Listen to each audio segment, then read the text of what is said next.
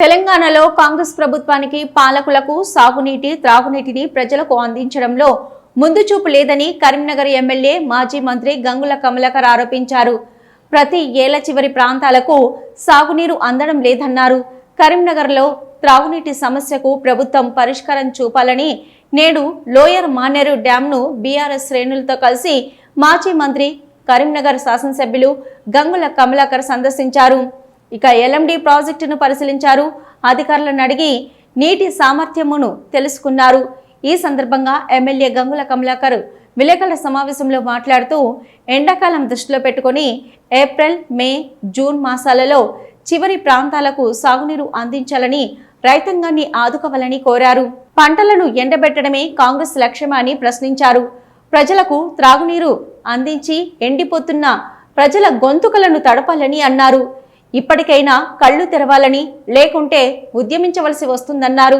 కేవలం కేసీఆర్ మీద కోపంతో, కాళేశ్వరం ప్రాజెక్టు కోపంతో సాగునీటిని అడ్డుకుంటున్నారని అన్నారు.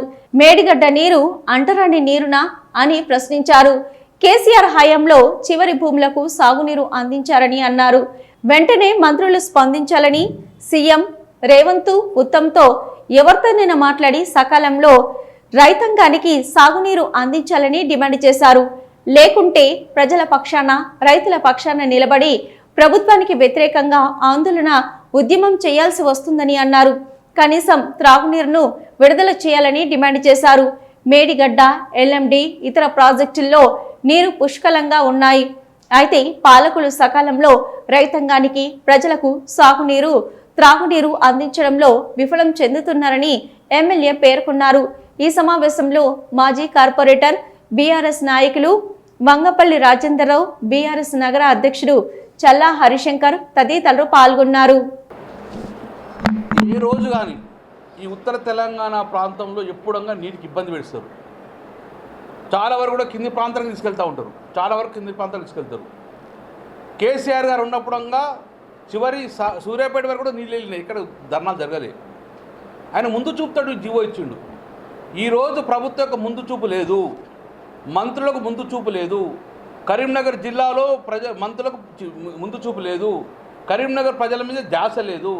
ముందు చూపుగా ఇప్పటికైనా మార్చి 30% ముందు చూపుగా హెచ్చరించిన కాబట్టి ఈరోజు ఉంది. లేకుంటే ఏప్రిల్, మే, జూన్, జూలైలో ఏమవుతుంది? నీటి యుద్ధాలు రావా? మళ్ళా మేము ఆపాలంటే కిందికి పోయేదానికి ఆపలేమా? కానీ కింద కూడా తెలంగాణ బిడ్డలు ఉన్నారు, మన రైతులు ఉన్నారు, మన సాగునీరు తాగు ఇబ్బంది కావద్దు. మా డిమాండ్ ఏంటంటే ఎస్ఆర్ఎస్ నుంచి, ఎల్లంపల్లి నుంచి లిఫ్ట్ చేయండి. ఒకవేళ ఎస్ఆర్ఎస్పీ ఎల్ఎండీల నుంచి లిఫ్ట్ చేయాలంటే మేడిగడ్డ అక్కడ కాపటి రామెత్తారు ఏమో తీసుకొని ఆ నీళ్ళు లిఫ్ట్ చేయాలి. సుందిల ద్వారా ఆ నీళ్లు పోవాలి. కానీ మనం కడుపు నిండపద్దా? ఇది కాళేశ్వరం ప్రాజెక్టు మీద కోపంతో ఎల్ఎండీని ఎండబెడతారు. కాళేశ్వరం మీద కట్టిన కేసీఆర్ మీద కోపంతో ఎల్ఎండీని ఎండబెడతారు.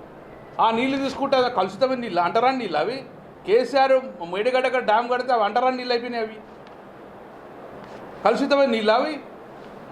ఆ నీళ్ళు ఎత్తుకుంటే ఎల్లంపల్లి ద్వారా, విటుమాని ద్వారా మాకు ఎల్లండి నీళ్ళు వస్తుండే కదా. కానీ ఈ కలుషితమైన అంటరాని నీళ్ళ ఎత్తురు వీళ్ళు మనం ఎండబెట్టి మీరు ఏం చేస్తారో ఏం ప్రభుత్వం.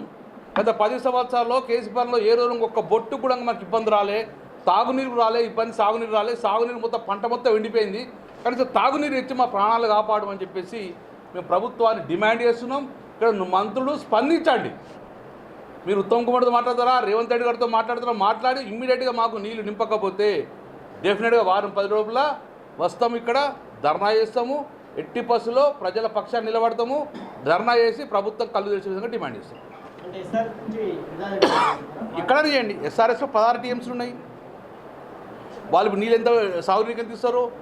మిడుమానేరులో 9 టీఎంసీలు ఉన్నాయి. ఎల్లంపల్లిలో 9 టీఎంసీ ఉన్నది. అలా అక్కడ హైదరాబాద్ కూడా నీళ్ళు ఇవ్వాలి. నేను ఏం డిమాండ్ చేస్తున్నా అంటే ఈ 16 టీఎంసీ చిన్న చిన్నది కాదు. మేడిగడ్డ కాడ కాపర్ డ్యామ్ కడితే డైవర్ట్ చేసుకుంటే ఆ నీళ్ళు సుందిల్లా, అన్నారం నుంచి మిడిమార తీసుకోమని డిమాండ్ చేస్తున్నాం. ఇప్పటికి మేడారంలో నీళ్ళు లేవు, మేడారంలో నీళ్ళు లేవు. మేడారం ఓన్లీ ట్యాంక్ అక్కడ నీళ్ళు లేవు. రాను మొత్తం ఈ 3 నెలల లోపల ఇంకా డ్రై అయిపోతాయి కదా. ఇప్పటికైనా కళ్ళు తెరవకపోతే ఇంకా ప్రభుత్వ కళ్ళు తెరిపితే ప్రజలు ఇబ్బంది పడుతుంది. రేవంత్ రెడ్డి చెప్తున్నారు 1,00,000 కోట్లతో కాళేశ్వరం ప్రాజెక్టు కట్టారు, ఊగిపోయింది. ఈ కరువు కన్నింటి కూడా బీఆర్ఎస్ ప్రభుత్వం వైఫల్యమే, 1,00,000 కోట్ల రూపాయలు వృధా అయిందని చెప్పి చెప్తున్నారు. కాళేశ్వరం చెట్టు పరిస్థితుల్లో నీళ్లు రావు ఉన్న పరిస్థితుల్లో మళ్ళీ కన్స్ట్రక్షన్ చేయలేమని కాంగ్రెస్ ప్రభుత్వం చెప్తున్నారు. మేము ఒకసారి బీఆర్ఎస్ ఎమ్మెల్యే బృందం అందరం కలిసి పోయినాం. మీరు కూడా వచ్చినట్టు ఉండరు ఆ రోజు. మీరు రేపటి వరకు మోటార్ నీళ్ళు ఆన్ చేయమని మీటర్ ఆన్ చేసిండ్రు. ఆన్ చేస్తే మొత్తం నిండినాయి కదా. మేడిగడ్డ కాడ నీళ్ళు లేకపోతే మోటార్ ఆన్ చేస్తే మొత్తం ట్యాంకులు ఎందుకు నిండినాయి ఆ రోజు? మేము పోయినాం కదా ఆ రోజు.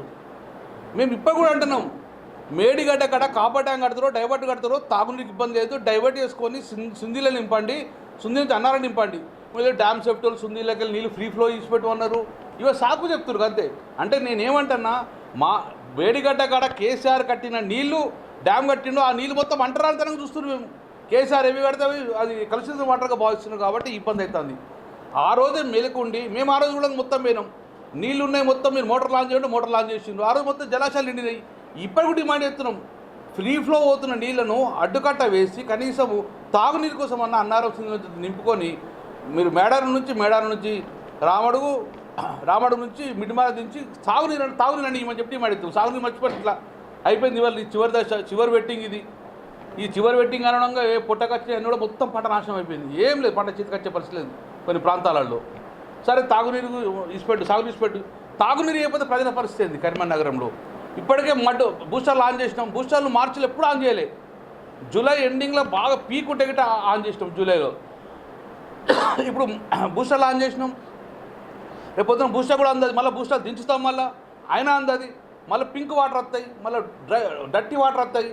ఇవన్నీ దరిద్రం మనం చూడాల్సిన అవసరం ఉన్నదా? కాబట్టి వెంటనే తాగునీరు ఇబ్బందులకు ఎల్ఎండిని యాజ్ పర్ ద జియో 885 ప్రకారము 13 TMS నీళ్ళు తగ్గకుండా మెయింటైన్ చేయండి. తద్వారా డైలీ వాటర్తో పాటు ఇక్కడ మత్స్య సంపదను కాపాడాల్సిన అవసరం ఉంది. కాబట్టి దీన్ని ప్రభుత్వం డిమాండ్ చేస్తున్నా మంత్రులు అలర్ట్గా అండి. కరీంనగర్ జిల్లా ఎవరైతే మీరు ఇన్ఛార్జ్ మంత్రి అంటారో ఏ మంత్రులు తెలియదు, కానీ మొత్తానికైతే మీ మంత్రులు అలర్ట్ అయ్యి ఈ యొక్క ఎల్ఎండిని నింపమని చెప్పి డిమాండ్ చేస్తున్నారు.